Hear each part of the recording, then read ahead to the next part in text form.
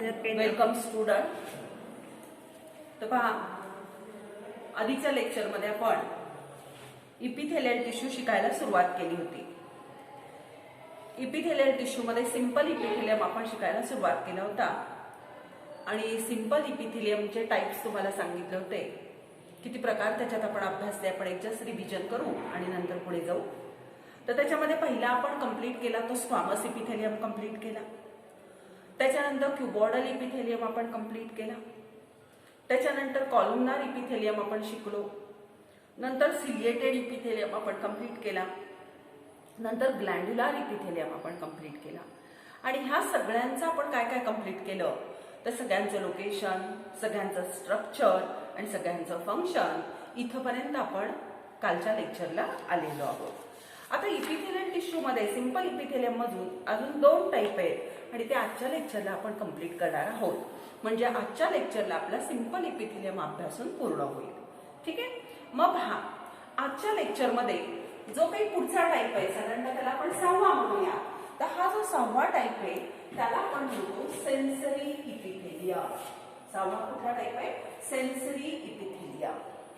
आता sensory epithelium जो आहे त्याचं लोकेशन आपल्याला पुन्हा पाहायचंय. So the location of sensory epithelium. That sensory epithelium, it is present in the nose, it is present in the ear, and it is also present in the eye. So, the location of that sensory epithelium is nose, ear, and eye. All these are the sense organ, and in that sense organ, this sensory epithelium is present. So the sensory epithelium present in the nose is olfactory, that is olfactory.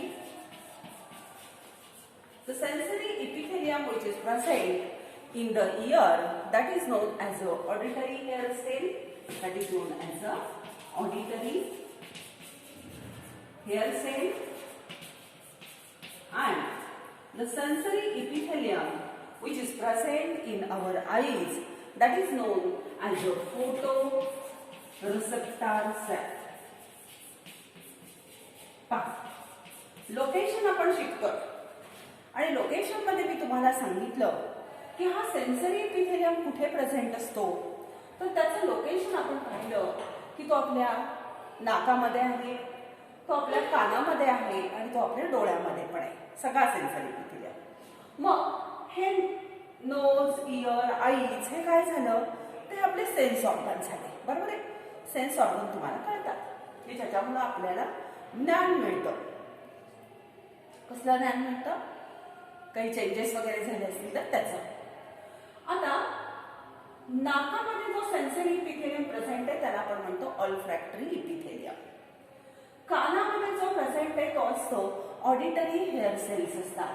आणि eyes मध्ये जो present आहे त्याला म्हणतात photo receptor sale. अर्थात eyes मध्ये ह्या ज्या फोटो रिसेप्टर सेल असतात ह्या पुन्हा दोन प्रकारच्या असतात, रॉड सेल्स आणि कोन सेल्स. त्याचं प्रत्येकाचं फंक्शन वेगवेगळं आहे.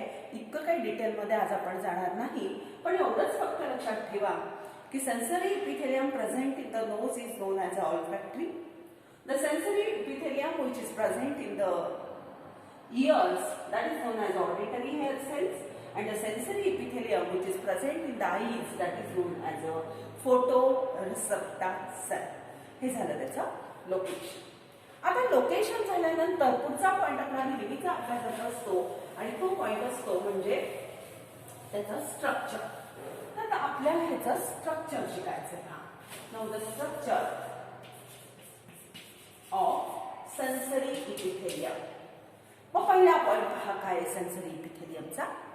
So it is made up of, that sensory epithelium is made up of modified form of columnar cells. It is made up of modified form of columnar cells. It is made up of modified form of columnar cells and elongated neurosensory cell and elongated neurosensory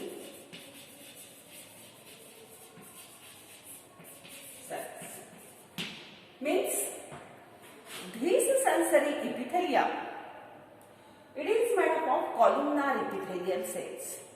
That columnar cells, they are modified cells. Means the columnar cells, they get modified and they form the neurosecretory cells. म्हणजे लक्षात येतंय का पहा, हा columnar इपिथेलियमच आहे, म्हणून ह्याच्या cells अशा टॉल, पिलर लाईक किंवा कॉलम लाईक आहेत. आणि ह्या कॉलमनार सेल मधल्या आता हे सगळ्यांनी कॉलमनार सेल काढलेले आहेत, उंच सेल काढलेले आहेत. आणि ह्या सेल मधल्या जर सेल्स तुम्ही बघितल्या तर त्या सुद्धा कॉलमनारच आहेत, लक्षात घ्या. पण कॉलमनार सेलचं मॉडिफिकेशन झालंय आणि मॉडिफिकेशन होऊन काय तयार झालीये, तर न्यूरोसेन्सरी सेल तयार झालेली आहे. आणि न्यूरोसेन्सरी सेल म्हणजे काय असते, तर न्यूरोसेन्सरी म्हणजे हिला आपण न्यूरॉन असं म्हणतो. त्याच्याबद्दलच्या डिटेल्स मी आणखी नंतर तुम्हाला सांगते. ठीक आहे, पुढे पहा. The sensory hairs are present at their free end. Second one, sensory hairs are present on their free end. त्यांचा जर फ्री एंड तुम्ही बघितला म्हणजे ह्या न्यूरोसिक्रेटरी सेलचा, तर त्याच्यामध्ये पहा की त्याच्या वरच्या फ्री एंडला, ब्रॉड म्हणता येणार नाही, फ्री एंडला हेअर्स प्रेझेंट आहेत. लक्षात येतात. मग हे झालं त्याचं स्ट्रक्चर. एवढंच आपल्या पुस्तकाने सांगितलंय. पण एवढंच नुसतं अभ्यासन चालणार नाही, तर त्याच्याबद्दल तुम्हाला माहिती असणं गरजेचं आहे. कारण खूप सारी ह्याच्यामध्ये लेबल्स आहेत, ती आपण शिकू. पहा, तर पहिली गोष्ट हे तुम्हाला क्लिअर झालं असेल की सेन्सरी इपिथेलियम म्हणजे मॉडिफाईड असणारा कॉलमनार इपिथेलियम. मग कॉलमनार इपिथेलियमच्या सेल्स कशा असतात आपल्याला माहिती आहे. टॉल असतात, पिलर लाईक असतात, त्याच्यामध्ये ओव्हल शेप न्यूक्लियस असतं. न्यूक्लियस हे बेसला प्रेझेंट असतं. न्यूक्लियसच्या भोवती सायटोप्लाझम प्रेझेंट असतं. आणि सगळ्या सेल्स ह्या बेसमेंट मेम्ब्रेनवरती रेस्ट केल्या, असंच हे काहीसं स्ट्रक्चर आहे. पण इथं ह्या मॉडिफाईड झालेल्या आहेत. काही सेल्स त्या कॉलमनार इपिथेलियमच्या काय होतात, मॉडिफाईड होतात. आणि अशा ह्या मॉडिफाईड झालेल्या इलॉंगेटेड सेल्स तुम्हाला इथं दिसत आहेत. ह्या इलॉंगेटेड सेलला आपण काय म्हणतो, तर त्याला आपण म्हणतो न्यूरोसिक्रेटरी सेल्स असं म्हणतो. ठीक आहे. आणि दुसरी पॉइंट ह्याच्यामध्ये सांगितलं आपण की ह्या ज्या सेल्स आहेत, ह्या सेल्सला असे सगळे हेअर्स आहेत, लक्षात घ्या. आणि हे जे हेअर्स इथं प्रेझेंट आहेत, ह्या हेअर्सला म्हटलं जातं सेन्सरी हेअर्स. म्हणजे जे काही सेन्सेशन असेल, एखादी स्टिम्युलस असेल, तर त्या स्टिम्युलसचं जे सेन्सेशन असेल ते रिसीव्ह करायचं काम हे हेअर्स करतात. मग आता इथं लक्षात घ्या, आणखी थोडंसं डिटेल आपण याच्यामध्ये जाऊ की कॉलमनार सेल ही ह्या रिसेप्टार सेल नाव दिलंय बघा. ह्याला आपण रिसेप्टार सेल म्हणा किंवा त्याला सेन्सरी सेल म्हणा.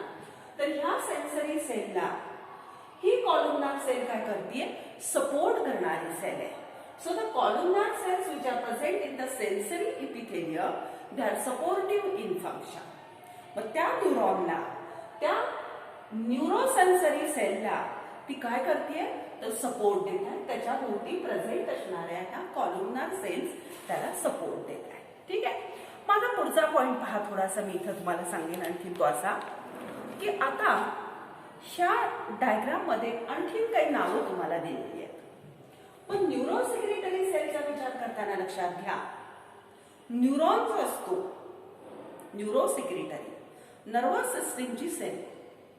आणि ही सेल कशी आहे पहा, तर हिला वरच्या बाजूला जे हेअर सारखं स्ट्रक्चर दिसतंय, ह्याला म्हटलं जातं डेंड्रॉन किंवा डेंड्राइट्स म्हटलं जातं. हिचा हा जो मधला पोर्शन तुम्हाला दिसतोय, ह्या मधल्या पोर्शनला म्हटलं जातं सायटॉन. आणि हा जो शेवटचा पोर्शन तिचा तुम्हाला दिसतोय त्याला म्हटलं जातं एक्सॉन. म्हणजे ही जी न्यूरोसिक्रेटरी सेल आहे, that cell is made up of 3 parts. The anterior portion which possesses the small branches, that structure is known as a dendrites or dendron. The middle portion of that neurosensory cell is known as a cyton or the body, and this last portion is known as a axon. म्हणजे ही अशी sale तुम्ही काढलेली पहा, बरोबर आहे की नाही, अशी स्वेलिंग असलेली आणि नंतर ही अशी इलॉंगेटेड काढली होतं. मग इथं ह्याला काय आहेत अशा, हे त्याला डेंड्रॉन्स. ही त्याचं काय आहे, ही त्याची बॉडी आहे किंवा ह्याला सायटॉन म्हणायचं. आणि हा शेवटचा जो थ्रेडलेस स्ट्रक्चर प्रेझेंट असतं that is known as a axon. हे ह्याच्यामध्ये लक्षात ठेवा. आता हे झाल्यानंतर पुढचा पॉइंट काय सांगितलं पहा तिथं, तर ह्याच्यामध्ये ऑल्फॅक्टरी बल्ब आणि ऑल्फॅक्टरी ट्रॅक्ट अशी नावं दिलेली आहेत. लक्षात घ्या मुलींनो. अर्थात आता इथं आपण असं लक्षात घेऊ की हा जो सेन्सरी इपिथेलियम तुम्हाला इथं दाखवलेला आहे हा सेन्सरी इपिथेलियम आहे ऑल्फॅक्टरी. कुठला आहे हा, ऑल्फॅक्टरी. मग ऑल्फॅक्टरी कुठं असतो sensory epithelium, that is located inside our knows. तो कुठे प्रेझेंट आहे, तुमच्या नोज मध्ये प्रेझेंट आहे. ठीक आहे. मग आता ह्याचं स्ट्रक्चर कसं आहे पहा. नोज मध्ये असणाऱ्या सेन्सरी इपिथेलियमचं हे स्ट्रक्चर झालं. त्याला डेंड्रॉन आहे, त्याला सायटॉन आहे आणि त्याला ॲक्झॉन आहे. आता पुढे काय सांगितलंय डायग्राम मध्ये अजून पहा. डायग्राम मध्ये इथं मिट्रल सेल एक नाव दिलेलं आहे. काय नाव दिलंय, मिट्रल सेल. मग ह्या ॲक्झॉनच्या नंतर तिथं तुम्हाला एक सेल दिसतेय आणि त्या सेलला आपण नाव दिलंय मिट्रल सेल. आता मिट्रल सेल म्हणजे काय पहा, ही न्यूरोनल सेल आहे of olfactory lobe. That is the mitral cell means neuronal cell of olfactory lobes. हे लक्षात ठेवा थोडंसं. Mitral cell means neuronal cell of olfactory lobes. आता पहा थोडंसं आपलं डायव्हर्ट होईल पण माहीत असणं गरजेचं आहे. आता तुम्ही म्हणाल हे ऑल्फॅक्टरी लोब्स, ऑल्फॅक्टरी बल्ब, ऑल्फॅक्टरी ट्रॅक्ट हे काय टाकले डायग्राम मध्ये, तर इथं लक्षात घ्या हा ऑल्फॅक्टरी इपिथेलियम आहे नाकात प्रेझेंट असणारा. म्हणजे ह्याचं फंक्शन असेल ऑल्फॅक्टरी सेन्स ऑफ स्मेल्स असेल. बरोबर आहे. तुम्हाला वेगवेगळे वास जे कळतात, समजा तुम्हाला डोळे झाकून बसायला सांगितलं आणि तुमच्या पुढं मी 4-5 फुलं ठेवलीत. कशाची, वेगवेगळी फुलं ठेवलीत वेगवेगळ्या वासांची. गुलाबाचं ठेवलं, मोगऱ्याचं ठेवलं, जाईजुईचं ठेवलं आणि तुम्हाला सांगितलं डोळे तुमचे बंद आहेत पण तुमच्या नाकाजवळ जर ते फूल धरलं तर तुम्ही गुलाबाचा वास ओळखाल, तुम्ही मोगऱ्याचा वास ओळखून सांगाल की हा मोगरा आहे, किंवा जाईजुईचा वास ओळखून सांगाल की जाईजुई आहे म्हणून.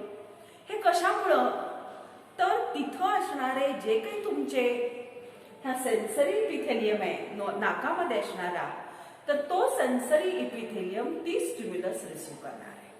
लक्षात येत आहे. आणि मग आता जे काही सेंटर आहे तुमचा जो काही ब्रेन आहे, ह्या ब्रेन मध्ये ऑल्फॅक्टरी लोब्स नावाचा पार्ट असतो. बघा काय सांगते मी, असे असतात ते ऑल्फॅक्टरी लोब्स. पेअर असणारं स्ट्रक्चर आहे. सिम्पली लक्षात ठेवा की आपल्या ब्रेनचा 4 ब्रेन नावाचा पार्ट आहे. 3 पार्ट मध्ये डिवाइड झाला, त्यातला 4 ब्रेन. आणि 4 ब्रेन मध्ये असे लोब्स असतात त्याला म्हणतात ऑल्फॅक्टरी लोब्स. आणि ह्या ऑल्फॅक्टरी लोब्स मध्ये कोण प्रेझेंट असतं, तर मिट्रल सेल्स प्रेझेंट असतात. म्हणून मी हा रेफरन्स सांगितला. हे फार काही अभ्यासात लिहायचं नाही, अभ्यासात तेवढंच लिहायचंय. बरोबर आहे. मग इथं सुद्धा पुन्हा हे जे गोलाकार स्ट्रक्चर आहे त्या लोबचं त्याला म्हणतात ऑल्फॅक्टरी बल्ब. आणि हा जो पोर्शन आहे ह्याला म्हणतात ऑल्फॅक्टरी ट्रॅक्ट. फक्त डायग्राम मध्ये आहे म्हणून मी हे एक्सप्लेन केलं. आता पुढे इथं कायब्रिफॉर्म प्लेट असं एक आहे.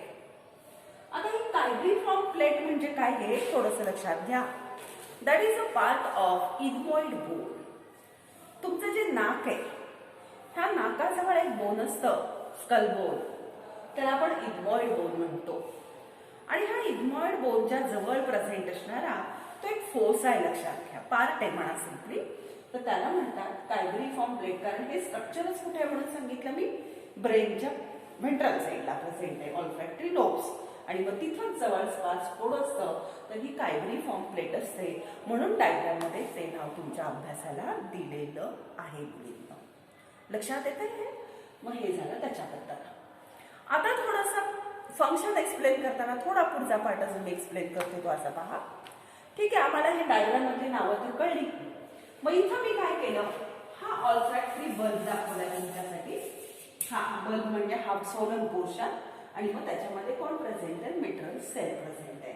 आणि मिटरल सेल पासून इथून म्हणजे इथं मिटरल सेल प्रेझेंट असते आणि तिच्यापासून जे काही हे नर्व्स निघतात, ह्या नर्व्स कुठे गेलेल्या असतात, तर ह्या ऑल्फॅक्टरी ट्रॅक्ट मधून ते पास होतात. लक्षात येत आहे. तर हे स्ट्रक्चर आहे. फार काही ह्याच्याबद्दल बोलू नका. हे एवढं जरी तुम्हाला कळलं तरी सुद्धा खूप झालं. आता पुढचा पॉईंट आपल्याला शिकायचा आहे तो म्हणजे ह्याचं फंक्शन शिकायचं आहे. मग काय फंक्शन आहे आपल्या सेन्सरी एपिथेलियमचं. मग तो कुठलाही असू दे, नाकामध्ये प्रेझेंट असणारा असू दे, इयरमध्ये प्रेझेंट असणारा असू दे किंवा आईजमध्ये प्रेझेंट असणारा असू द्या, त्याचं फंक्शन एकच आहे. ते असं की it receives function is it receives external as well as internal stimuli.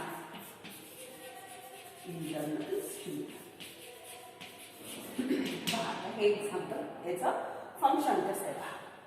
It receives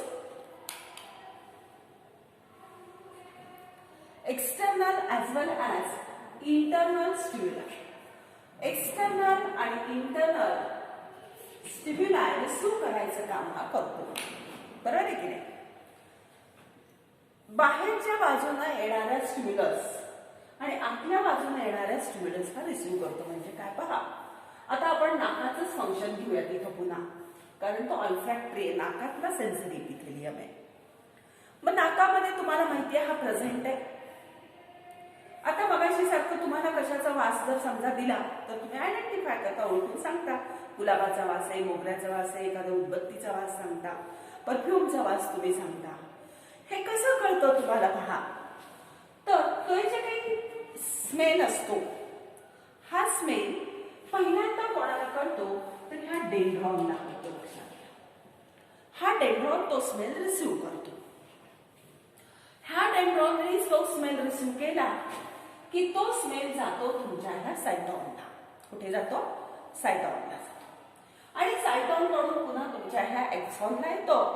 एक्झॉन करून पुन्हा ह्या तुमच्या ऑल्फॅक्टरी लोब्स आणि ऑल्फॅक्टरी बल्बला म्हणजेच ब्रेनला जातो. ब्रेन तुम्हाला ओळखून देतो की हा वास ह्याचा आहे किंवा हा वास मोगऱ्याच्या फुलाचा आहे. हे ब्रेन तुम्हाला सांगतो आणि मग तुम्ही म्हणता की हा वास मोगऱ्याचा आहे. पण हे इतकं सोपं नाहीये मुलींनो. हा ज्या वेळेला हा एक जर तुम्ही घेतला, हा न्यूरोसेक्रेटरी सेल घेतली, तर हे लक्षात घ्या की ह्याच्यामध्ये कसं असतं की ज्या वेळेला ही एखादी स्टिम्युलाय रिसीव्ह करत नसते, रेस्टिंग कंडिशनला असते, त्यावेळेला हिच्या बाहेरच्या बाजूला पॉझिटिव्ह चार्ज असतो आणि आतल्या बाजूला निगेटिव्ह चार्ज असतो रेस्टिंग असताना. आणि मग ज्या वेळेला एखादा स्मेल इथं येतो त्यावेळी इथं ऍक्शन पोटेन्शियल डेव्हलप होत असतं. पोलॅरिटी बदलते. आतला चार्ज पॉझिटिव्हली चार्ज होतो, बाहेरचा बाजू निगेटिव्हली चार्ज होते. आणि मग ही जी काही स्टिम्युलस असते, हे स्टिम्युलस इम्पल्स मध्ये कन्वर्ट करून ती इम्पल्स ह्या सायटॉनमधून, ह्या एक्झॉनमधून, तुमच्या ह्या ऑल्फॅक्टरी बल्बमधून, ह्या ऑल्फॅक्टरी ट्रॅक्टमधून तुमच्या ब्रेनला जाते. आणि मग ब्रेन तुम्हाला तो आयडेंटिफाय करून देतो. हे खूप डिटेल आहे. एवढं डिटेल आपल्याला शिकायचं नाही आता. ठीक आहे. हे झालं सेन्सरी इपिथेलियल टिश्यू बद्दल. तसंच डोळ्याचं पण आहे, तसंच कानाचं पण आहे, कारण त्या सगळ्यामध्ये हा सेन्सरी इपिथेलियम आहे आणि तो एक्सटर्नल आणि इंटरनल स्टिम्युलाय रिसीव्ह करायचं काम करत असतो. आता ह्याच्यानंतर पुढचा इपिथेलियल टिश्यू आपल्याला शिकायचा आहे आणि त्याचं नाव आहे जर्मिनल इपिथेलियम. पुढचा कुठला आहे, germinal epithelium. Next is known as अ सातवा टाइप आहे.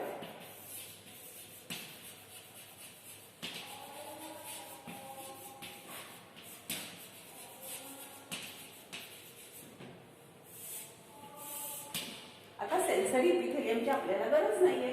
आता आपण हे सगळं शिकलो.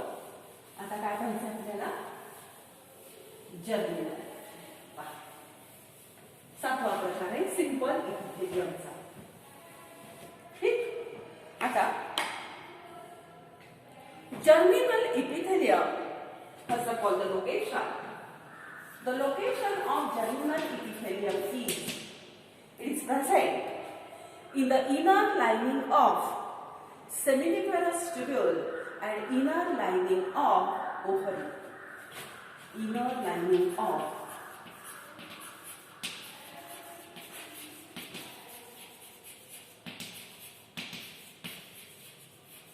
seminiferous tubule and in the ovary.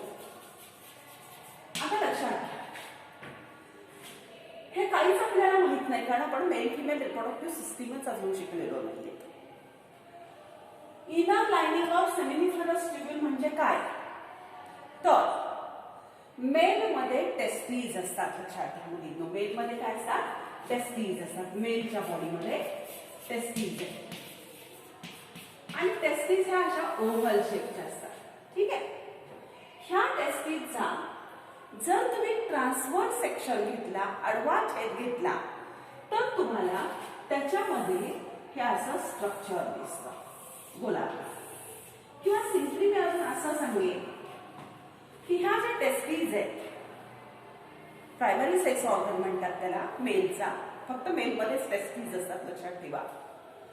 ह्या मेलमधल्या ज्या टेस्टीज आहेत, जसं किडनीबद्दल तुम्हाला माहिती, किडनी ही नेफ्रॉननी बनलेली आहे, तसं टेस्टीज मध्ये क्वाईट असणारं स्ट्रक्चर प्रेझेंट आहे आणि त्या स्ट्रक्चरला काय म्हटलं जातं, सेमिनिफेरस ट्यूब्यूल म्हटलं जातं.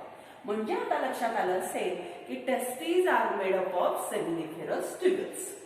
मग मी टेस्टीजचा आडवा छेद घेतला आणि लक्षात आलं की मग त्याच्या आतमध्ये कोण प्रेझेंट आहे, तर असेच ट्यूब्यूल्स प्रेझेंट आहेत आणि ह्या ट्यूब्यूल्सला काय म्हणायचं, मग सेमिनिफेरस ट्यूब्यूल्स. लक्षात आलं का? ह्या सेमिनिफेरस ट्यूब्यूलच्या इनर लाइनिंग कशाने तयार झाली आहे, तर जर्मिनल इपिथेलियम. म्हणजे पहा, हे जे सेमिनिफेरस ट्यूब्यूल्स आहेत, ह्या सेमिनिफेरस ट्यूब्यूल मध्ये असं आतल्या बाजूला जो इपिथेलियम प्रेझेंट असतो, त्या इपिथेलियमला म्हटलं जातं germinal epithelium.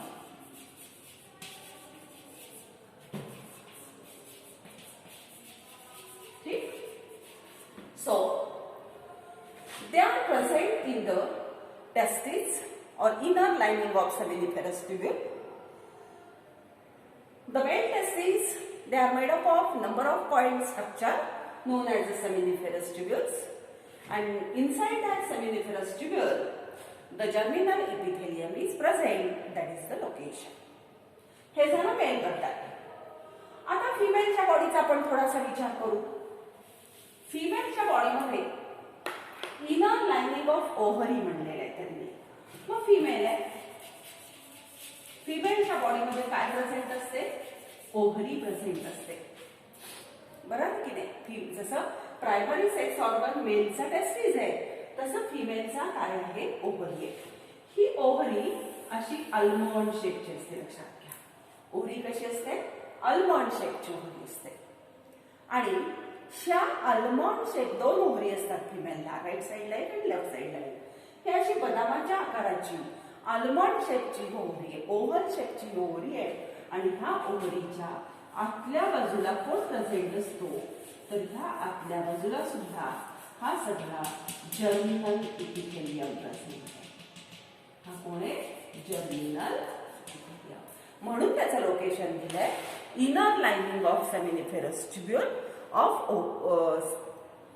in case of male, and in case of female it is present inside the ovary or inner lining of ovary. Now the structure, आता त्याचं स्ट्रक्चर पहा थोडंसं. Now the cells of this epithelium structure, cells of this epithelium, हे खूप महत्त्वाचे लक्षात घ्या, they divide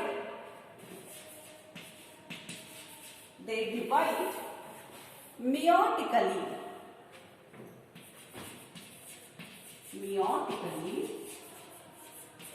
and produce haploid gamete and produce haploid gamete. मग हॅप्लॉइड गॅमेट कोण असेल? फिमेल मध्ये एग असेल आणि मेल मध्ये स्पर्म असेल. मग पहा कसं होतं. काय सांगितलं त्यांनी? हा जर्मिनल इपिथिलियम जो काही ह्या टेस्टिस म्हणजे सेमिनिफेरस ट्युब्यूलच्या आत आहे आणि जो ह्या ओव्हरीच्या आत आहे तो मिओटिकली डिवाइड होतो. सेल डिव्हिजन दोन प्रकारचे, एक मायटोसिस, दुसरं मेओसिस. मायटोसिस म्हणजे सेल डिव्हिजन होते पण क्रोमोझोम नंबर बदलत नाही, तो क्रोमोझोम्स नंबर आहे तसा ठेवला जातो. आणि मेओसिस म्हणजे काय? तर रिडक्शनल डिव्हिजन आहे ती, त्याच्यामध्ये क्रोमोझोम नंबर हा हाफ केला जातो. लक्षात घ्या. ठीक आहे. मग अशा पद्धतीनं तिथं काय होतं, मेओटिकली ह्या सेल्स डिवाइड होतात आणि डिवाइड होऊन त्या हॅप्लॉइड गॅमेट तयार करतात. म्हणजे पहा, ह्या सेमिनिफेरस ट्युब्यूल मध्ये असणाऱ्या जर्मिनल इपिथेलियम मध्ये मिओसिस घडतं, रिडक्शनल डिव्हिजन तयार होते आणि त्या रिडक्शनल डिव्हिजन मधून क्रोमोझोम नंबर रिड्यूस केल्यामुळं इथं असे स्पर्म तयार होतात. आणि हे जे स्पर्म्स असतात लक्षात ठेवा, हे स्पर्म हॅप्लॉइड असतात. म्हणजे आता क्लिअर झालं असेल की जर्मिनल इपिथेलियम मध्ये मिओसिस घडतं आणि मग मेल गॅमेट तयार होतो जो की हॅप्लॉइड असतो आणि ज्याला आम्ही म्हणतो स्पर्म. ठीक. तसंच ओव्हरीमध्ये काय तयार होत असतो? एग किंवा ओव्हा तयार होतो ज्याला आम्ही फिमेल गॅमेट म्हणतो. आणि हा एग किंवा हा ओव्हा सुद्धा कसा असतो? हॅप्लॉइड असतो. क्रोमोझोम नंबर त्याच्यामध्ये निम्मेच असतात. बाकीच्या बॉडी सेलमध्ये तुमच्या 46 क्रोमोझोम नंबर असतात, पण इथं ह्या जर्मिनल इपिथेलियमचं मेओसिस घडल्यामुळं त्या स्पर्म मध्ये किंवा त्या एग मध्ये किती क्रोमोझोम येत असतील? तर फक्त 23 क्रोमोझोम येतात. कारण तिथं काय घडतं? तर तिथं मेओसिस घडतं. ठीक आहे. आणि मग इथं ह्या जर्मिनल इपिथेलियमच्या सेल्स मध्ये सुद्धा मेओसिस घडतं आणि मेओसिस घडून ओव्हरी कडून जो एग तयार केला जातो, हा एग सुद्धा कसा असतो? हॅप्लॉइड असतो. निम्मे क्रोमोझोम नंबर प्रेझेंट असणं ह्याला आपण हॅप्लॉइड असं म्हणतो आणि पूर्ण 46 क्रोमोझोम प्रेझेंट असणं त्याला आपण डिप्लॉइड असं म्हणतो. ठीक आहे. That is about the germinal epithelium. मग लक्षात ठेवा की इथं आपण सिंपल इपिथेलियमचे सगळे टाईप काय केलेले? कंप्लीट केलेले आहेत. आता आपण पुढच्या लेक्चरला कंपाऊंड इपिथेलियम शिकायला सुरुवात करणार. ठीक आहे. थांबूया.